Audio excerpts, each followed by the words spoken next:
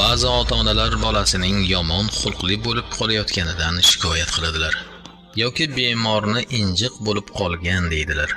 Yomon yo'llarga yurib ketayotganidan betoqat bo'ladilar. Bunday hollarda Allohning go'zal ismlariga murojaat qilsalar foydasini ko'radilar. Alloh ismlarida ulkan sirlar yashirilgan bo'lib, buni bilish uchun ozgina e'tiborli bo'lish kifoya. Alloh lafzi ismi azam degan ulamolar bor. Qachonki qalb bilan til bir bo'lib zikr qilsa, shunda u ismi azamga aylanadi deydilar.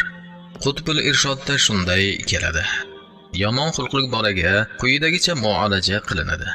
7 dona qora mayizga 20 marotaba bu ismni o'qib, dam solib unga yegizadi. Ya'ni Alloh ismini.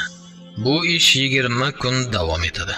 Shunda Allohning inoyati va karami bilan bola